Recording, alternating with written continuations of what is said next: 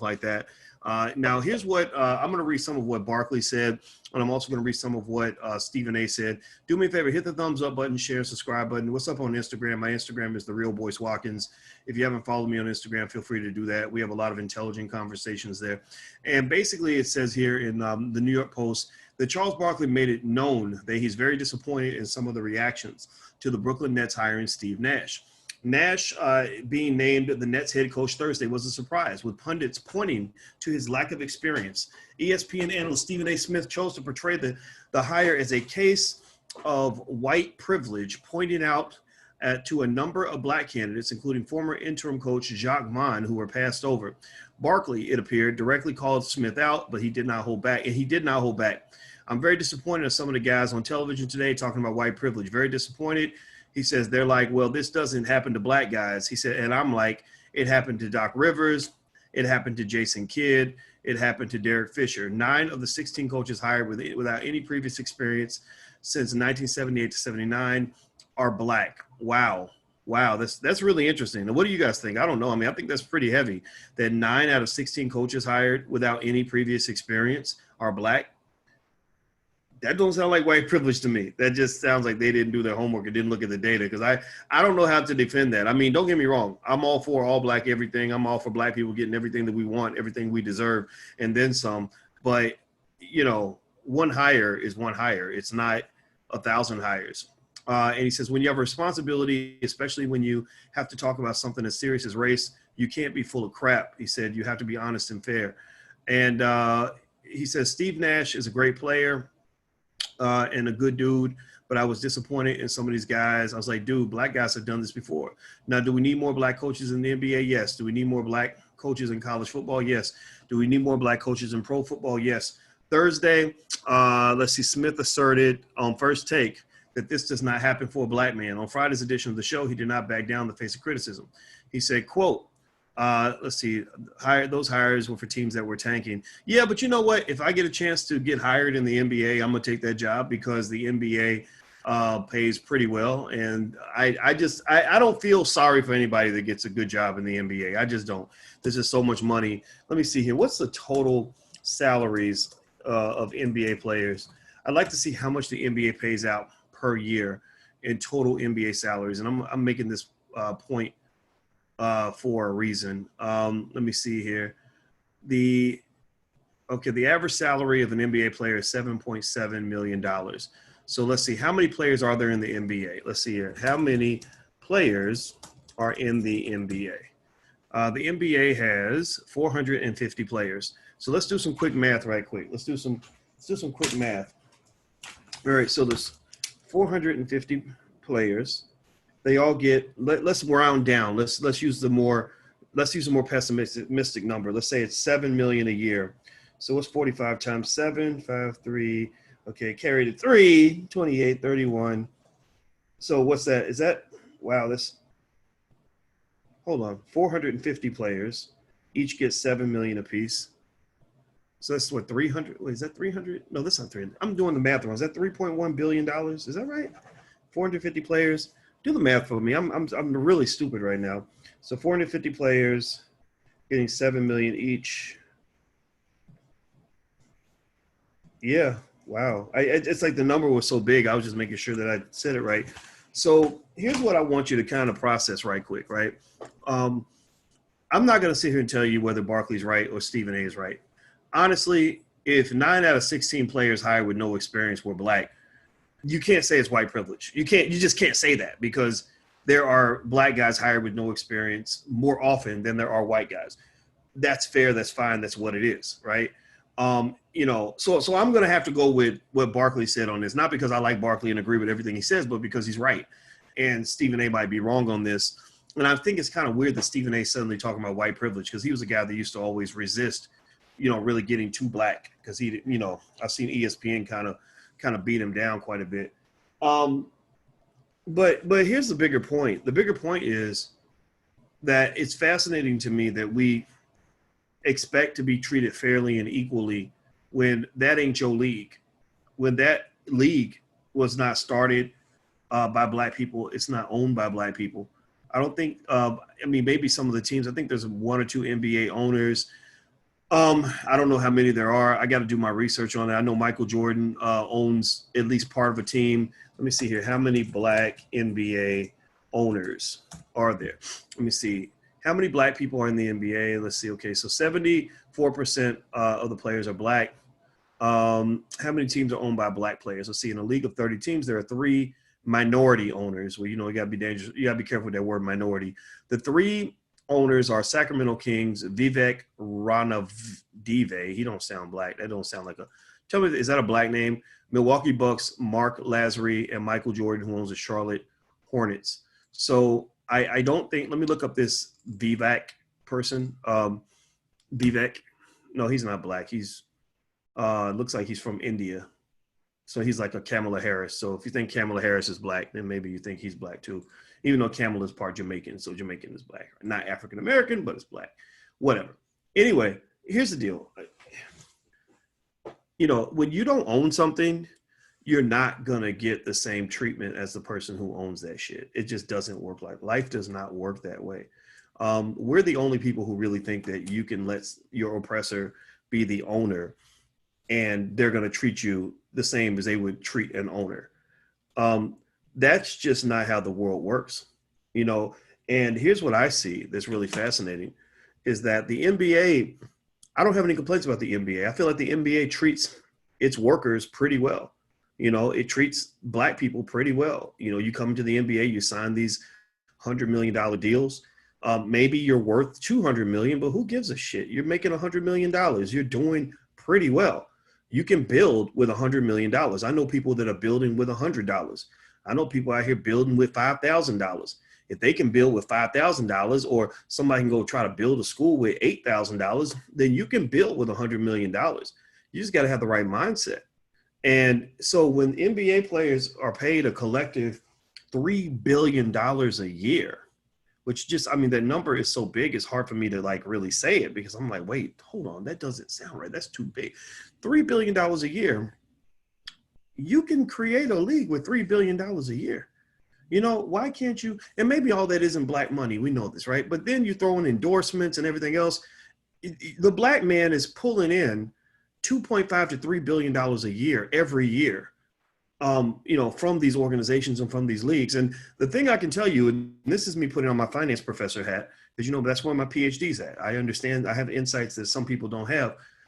Income should be capitalized and used for additional wealth. The same way seeds, you know, from a fruit can be planted and grow more fruit. You've got a bunch of apples. They just gave you a bunch of apples. You don't sit and wait for more apples. You build a goddamn apple tree. You take the seeds out. Oh, we're gonna have a whole lot of trees, right? And you start planting those damn things. You start planting your apples so you can have an apple tree.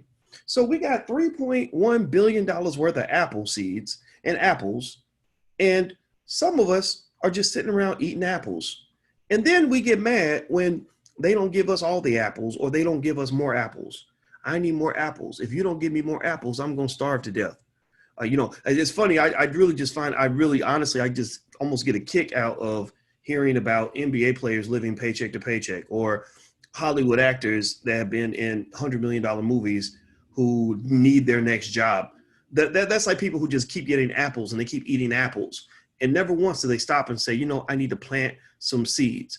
I have to plant some seeds. Do you have to have land to plant those seeds? Not those seeds, no. If you're an NBA player and you got millions of dollars, call me right now. I can show you how to flip that money 10 times over in the next 10, 20 years. It's very easy to do. It's not hard. It ain't rocket science.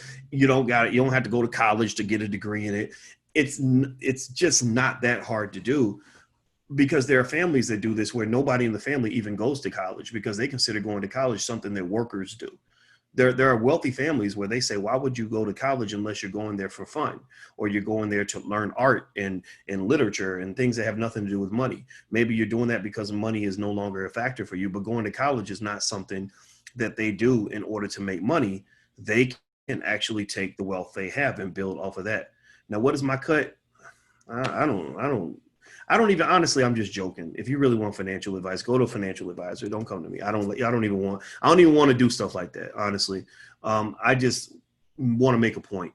I want to make a point that I think it's quite fascinating that these NBA guys, they haven't just sort of got together and said, let's just form a league. You know, Ice Cube was here yesterday, and Ice Cube has a league. He formed the Big Three. You know, they had to raise, I think they had to raise $10 billion or something, some ridiculous amount of money. And he did that with his partners. You know, why can't these NBA players do the same thing? I just totally don't understand it. So, you know, because you're sitting here fighting over jobs when really you could be fighting over assets, you know, and so I'm just, you know, with Stephen A. and Barkley, who's right?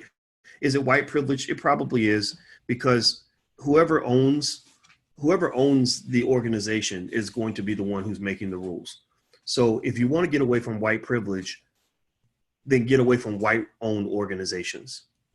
Because I can tell you, if you were working in my organization, you go every single day, you're going to deal with boys privilege. Ain't no way. Give me a yes or no in the chat. Yes or no. Give me a yes or no right quick.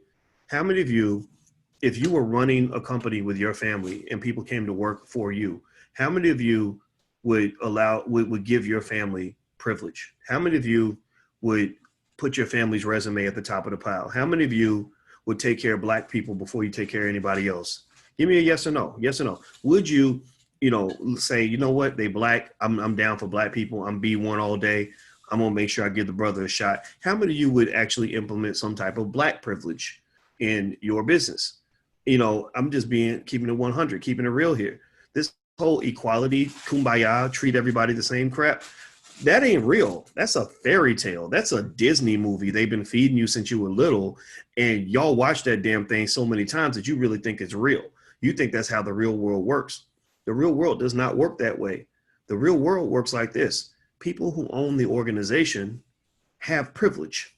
That's why you work so hard to win. It's just like in the NBA finals. The team that wins the championship is going to have the privilege of being a champion. They're going to get the special ring. They're going to get bragging rights. They're going to get to hoist up the trophy.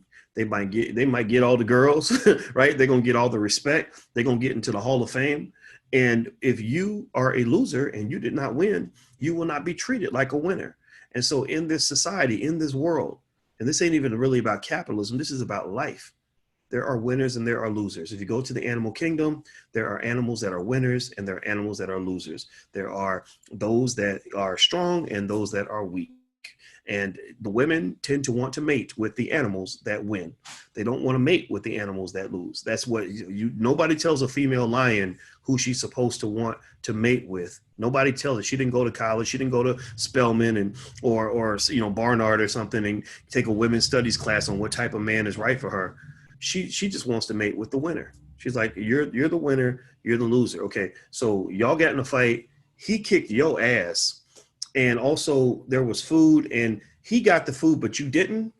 Well, I'm going to make a baby with him because I need to protect my babies and I need to be with the man that can protect me, that is going to be able to get food and is basically the winner, the alpha, right? So the black man, I think when you constantly submit yourself to become the underling of other people, and then you whine and complain about being mistreated by other people, you're basically saying, I don't want to be a winner. I want to be, I want to avoid being the biggest loser. And so I personally just don't even like conversations like that. I can't do slave talk. I'm not into doing slave talk. I do boss talk. You know, when I talk to people, like, for example, you know, the reason that I love talking to Ice Cube is because I know Ice Cube's a boss. I know Ice Cube owns companies. Ice Cube owns the Big Three. Ice Cube created the whole Friday movie franchise. Ice Cube created Are We There Yet? Right? He's creating franchises. And so we spoke boss to boss. You know, my business is here. His stuff was over there. And there was a certain language that bosses speak. But I've talked to other celebrities who are nothing more than high paid employees. They're not able to have boss conversations. They don't understand what it means to be an owner.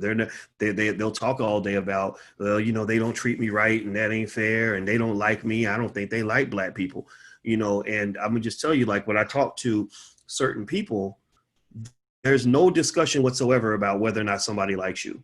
Like, they literally do not care. I truly do not care if you like me. It doesn't. If I'm negotiating with you, whether you like me is literally the lowest agenda item on my priority list.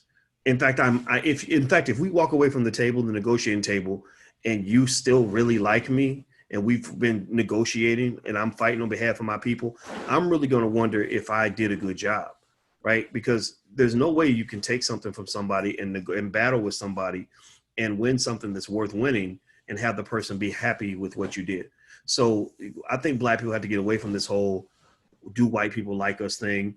All this slave talk about, oh, well, that's not fair. They're mistreating us, and oh, that's white privilege and all this other stuff. I mean, I think that that's stuff white people put into your head because I think they kind of enjoy seeing you in a victim role. They enjoy seeing you almost like a harmless pet, like a harmless pet where you're not a real threat to compete for the resources. You're simply somebody that they want to protect and preserve, almost like a little baby. And so I actually take pride in the fact that a lot of white people are very intimidated by me.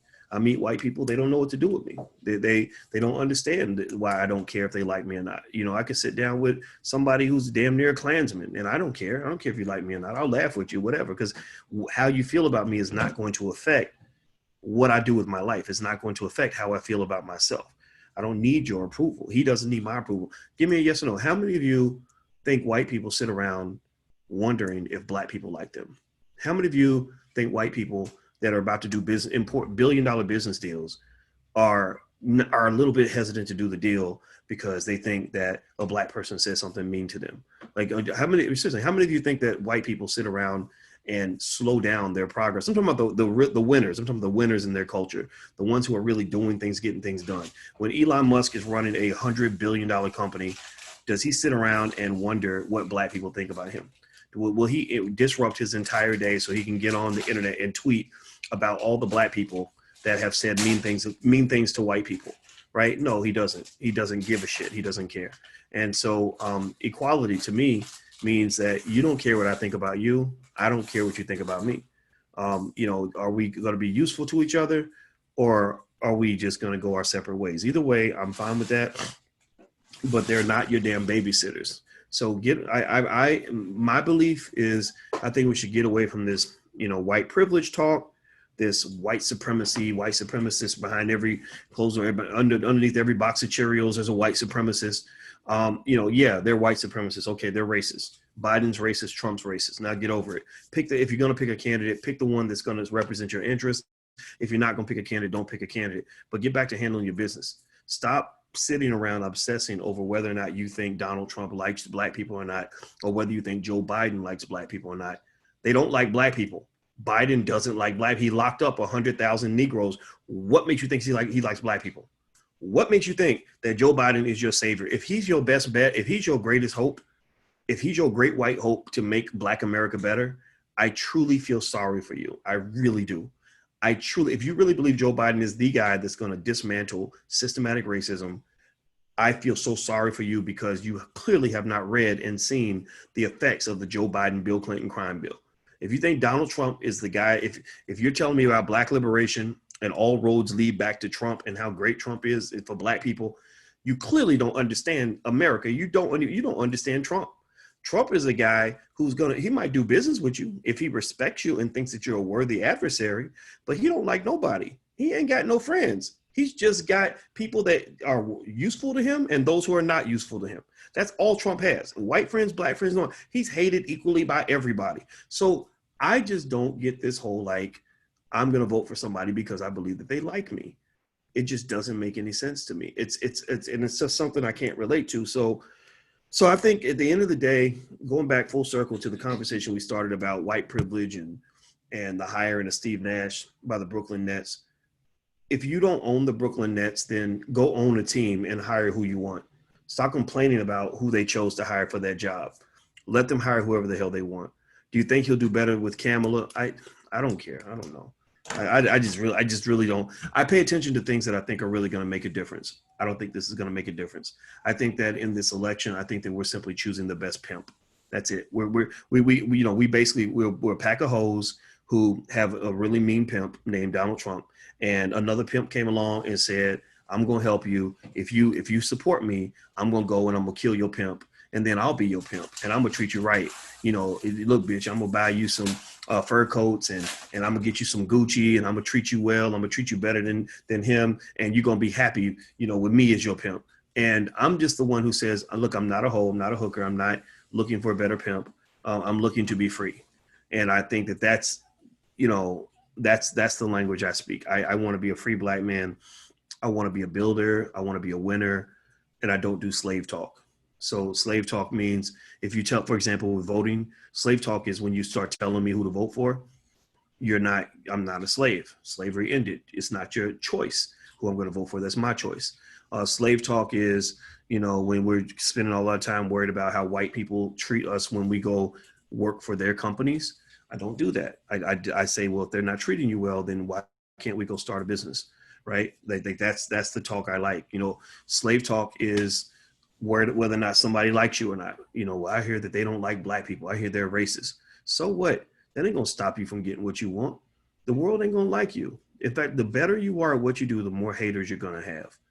I want black people to have more haters. I want the whole world to hate black people at the end of the day at some point. I want them to be so mad at us because we're winning so much. I want them to be like, God damn, every time we turn around, black people are buying property. God damn, those black people, they gentrify my whole neighborhood. Those damn black kids always starting businesses. That little black boy came to the school and he got all the kids' lunch money because he's hustling and selling candy, and my daughter gave him all her money. Like these damn black people, that's what I want. I really want them to be mad because people they get mad at winners, but they feel sorry for losers. So what you're looking for is you're looking for people to feel sorry for you. You're looking for sympathy. You're looking for somebody to be like, oh my God, these poor black people are getting their asses kicked so bad. Their suffering is so terrible. They can't breathe. Hands up, don't shoot. Black lives matter. We need to help them because they're too stupid to help themselves and they're too ridiculously pathetic to help themselves. Oh my God, those poor black people. Oh my God, we gotta do something for them. Throw them some scraps, throw them a piece of butter, throw them some butter, throw the little black boy some butter so he'll stop crying. Poor thing. Come here. Right? That's like, I'm serious. They got us looking stupid, man. They got us really looking. I'm not gonna walk down the street with my hands up, don't shoot, I can't breathe. Why? What is that for? No. I'm in the Twilight Zone, man. I swear. I'm going to go. We're about to go eat. Alicia's patiently waiting for me. So I've got to go. Thank you for listening. I know I rambled a little bit, but I just really, here's what, somebody talked about their black son. Here's what here's what we told our 17-year-old. He mentioned something about a school that we thought he should go to. And he said, well, I don't know if I want to go to that school because I heard that they're racist. And we were like, so the fuck what? Who cares if they like you or don't like you? You get it off your ass, you go in there, you hustle hard, you get what's yours. Are those little white boys that are coming in that school and the Asian kids, are they worried about whether or not you like them? Are they going to not come to school because they're afraid that you won't accept them? No. They're not doing none of that. They're going to come in there, they're going to hustle, they're going to get what's theirs, and they're going to take it. And that's what you have to do. Stop spending all your time seeking approval from white people. That is a form of white supremacy because they don't give a shit what you think about them. They could care less what you think. But yet you all day will obsess over how they feel about you. That's white supremacy 101. When I care about what you think and you don't give a damn about what I think, that means that I'm admitting that your opinion about me matters more than my opinion about you, which means that I have subjected myself, I have submitted myself to an inferior position to you. So stop being silly, man. This is stupid. This is just stupid. I'm going to go. Hit the thumbs up button, hit the share button, hit the subscribe button. And you can have a free copy of my book if you want at allblackeconomics.com. That's allblackeconomics.com. Somebody said I have deodorant on my shirt. See, y'all ain't right. Y'all don't be paying attention, but I do have deodorant. Look at that. I need to wipe that off. Well, thank you for pointing that out. I do that all the time, just so you know. Just in case you were ever wondering, you're really listening to a really corniest, uncoolest person on the planet. So I do stuff like that. That's just what I do because I don't get. But then again, I don't give a shit what you think. So there you go. So I'm practicing, right? See, you don't give a shit. That when you stop giving a shit, that's the most liberating feeling you can ever have. Learn how to not give a shit except for the things you give a shit about. Pick the things that matter to you. Everything else, let it go. Just let it go. All right, I'm out of here, guys. Take care.